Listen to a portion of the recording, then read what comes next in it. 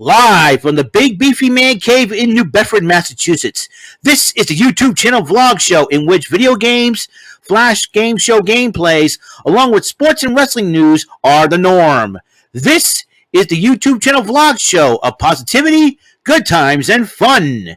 This is Eric Lima Shenanigans of 1977. And now, here is the host of the show, the perpetrator of these shenanigans, Big Beefy E himself, Mr. Eric M.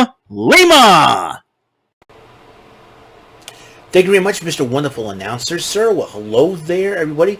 This is my Big Beefy Man Cave here in New Big Beefy, Massachusetts. And actually, no, is New Big Beefy, Bedford, Massachusetts. And this is my Big Beefy YouTube channel vlog show.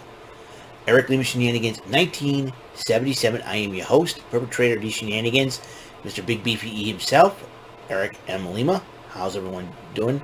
How's everyone's evening? If you're still up watching this show, great. If not, get some sleep, get up, and conserve your energy.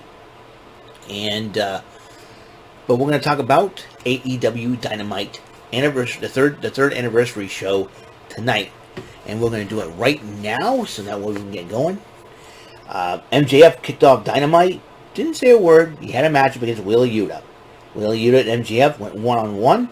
And MJF did his variation of the Salt of the Earth submission hold, defeating Yuta. But then as Yuta extended his hand, like, listen, because he adheres to the Code of Honor, shake my hand, be a man. We had a history. You and I, in fact, you fought me tooth and nail. You did whatever it takes to win. As MJF was making that hard decision to shake Yuta's hand, Lee Moriarty attacked him from behind. MJF goes, "What are you doing?" It's not what I asked. He's just trying to. But then Stokely Hathaway hands him the Dynamite Diamond Ring, says punch him out with it. And then he's about to do so. William Regal enters the ring and kind of glares at MJF and says, "You want to hit?" Said somebody hit me instead. So, and then MJF decided to walk away from it. Tony Schiavone interviewed the Jericho Appreciation Society in their main event match as Jericho and Sammy Guevara to face off against Garcia and Bryan Danielson. Then another matchup happened, Darby Allin versus Jay Lethal. And it was a one-on-one matchup. Singh and Sanjay did not accompany Lethal because Lethal said he wanted to do it by himself. But they were noticing Lethal was in trouble. They wanted to come out. Lethal said, no. It's on me. I'm doing it. Darby Allin did beat him. And the two shook hands in respect. Dutt and Singh were like, what the heck is that all about? And then the embassy cut a promo on Wardlow as he's trying to get the title inside the embassy. It's Brian Cage and the Gates of Agony, Khan and Toa Leona. And I missed Prince Nana's song when I first heard him singing on Ring of Honor. We in the money, we're in the money, do. We in the money.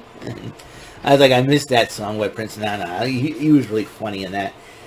But then they had a TNT matchup, Wardlow and Brian Cage. Let me tell you guys something. You're talking about a matchup of two big bulls going at it. Wardlow and Cage are those two big bulls.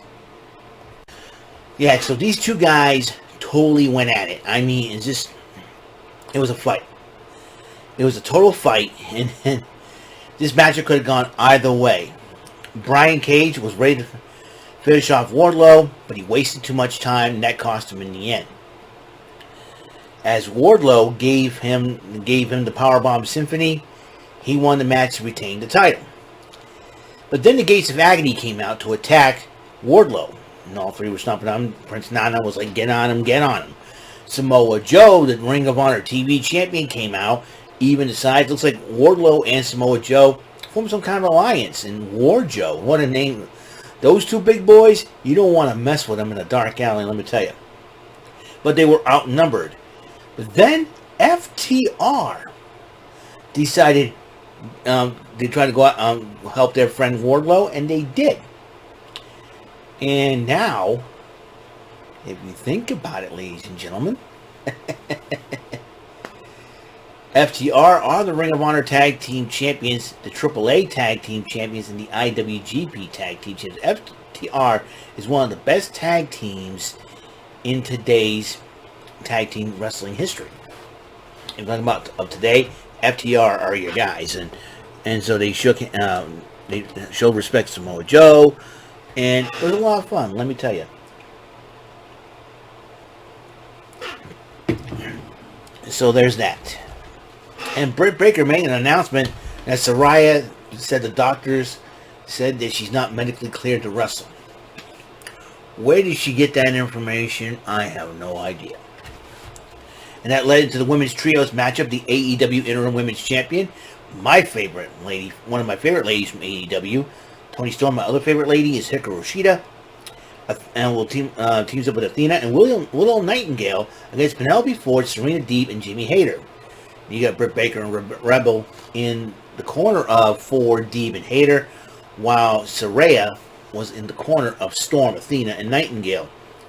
And Willow Nightingale did pick up the victory for her team. And then, as Saraya was celebrating with her team, Britt Baker got into the face of Saraya. Then both women started fighting.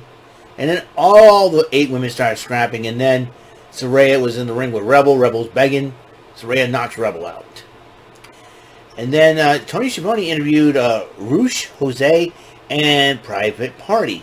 And then Jose called out Private Party for not being there for Los Facción Ingobernables. Now, you want to know where Andrade was in the whole situation. Andrade was sent home because he had an altercation with Sammy Guevara. And because of the tweet war that they had, and I think Andrade did take exception to that. And all I gotta say is, I wouldn't be surprised if Andrade decides to leave AEW and probably go back to the WWE to be with his wife, Charlotte Flair. That remains to be seen, though, however, if that's going to be the case.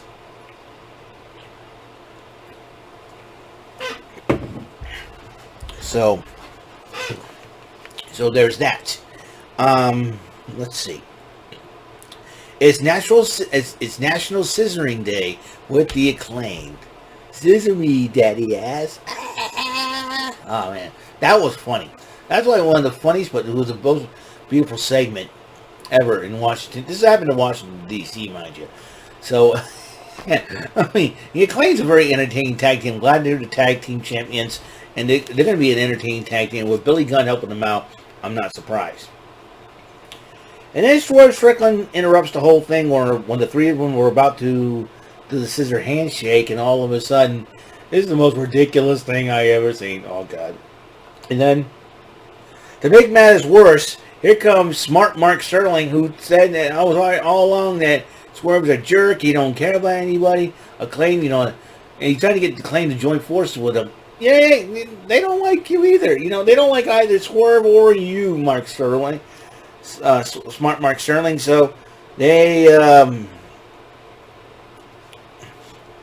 basically laid waste to Sterling, and then Billy Gunn goes, "I accept your challenge," because Swerve challenged Billy Gunn to go one-on-one. Billy Gunn says, "I accept." And then Tony Schiavone interviewed Madison Rayne and Sky Blue, and Madison Rayne was a coach, also not only just a wrestler but a coach for the women's division as well, helping out the women in the future. And then she says she sees a lot in Sky Blue. And then Anna Jay and Ty Mello were interrupting them, mocking them both, and they're going to have a tag team matchup at AEW Rampage. No doubt in my mind that was going to happen. Then Hangman Adam Page went one-on-one with Rush, and it was a heck of a matchup. But then, Hangman Adam Page didn't win the matchup. Moxley confronts Page, and they're about to go at it. But then Moxley says, "I'll wait till the next pay-per-view. I'll wait till Dynamite when you and I go at it." Remember, MJF's got that casino chip; he can cash it in any time. So, actually, was it on this coming Wednesday night on next week the title match will be happening. So, Tony Schiavone interviewed Willow Nightingale after her victory, and she says he's going to call out once again Jade Cargill. And Jade Cargill and the baddies were like, "Yeah, well, I beat you twice. You beat me twice, but can you do it for a third time?" little challenge there. Could third time be the charm for Willow Nightingale to become the new TBS champion. Short matchup. Fuego del Sol got beat by Luchasaurus. Got to feel Fuego del Sol. And then when Luchasaurus decided to continue the attack, here comes Jungle Boy attacking Luchasaurus with a chair, challenges him to a matchup. But he says, you need a time and place. And Christian Cage, who was in Luchasaurus' corner, goes, we're not doing it here in Washington, D.C. Right? So we'll do it next week in my hometown of Toronto, Ontario, Canada. That's going to be... So next week, Jungle Boy will take on Luchasaurus in Toronto, Ontario, Canada. Pac and Trent Beretta cut a promo on each other for the All-Atlantic Championship that will be happening at Battle of the Belts, along with the TBS title on the line as well. But then the main event. Bryan Danielson went one-on-one, and Bryan Danielson teamed with Daniel Garcia against Chris Jericho and Sammy Guevara. And what happened was after the... it was a great matchup overall. Could have went either way, but Bryan Danielson went to a table courtesy of Jericho. Sammy Guevara took advantage of the situation, and Guevara did pick up the win for his team as he pinned Daniel Garcia in the middle of the ring, and the rest of Jericho Appreciation Society celebrated with them. And that is all the time we have on this show. Episode 65 of Eric Lima Shenanigans of 1977. I'm going to upload this video, then I'm going to catch me some shut-eye, because we have a big, big day ahead of me tomorrow.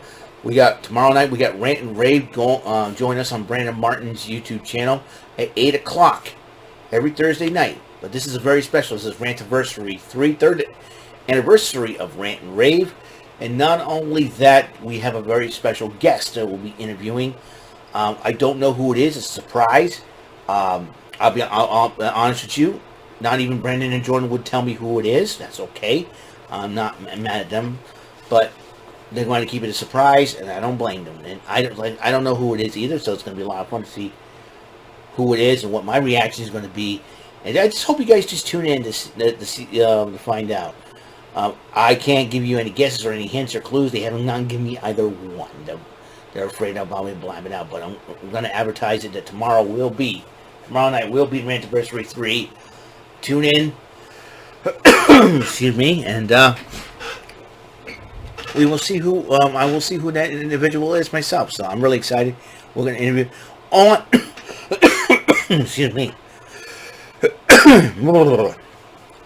Maybe I need another drink. Hold up, just a second here.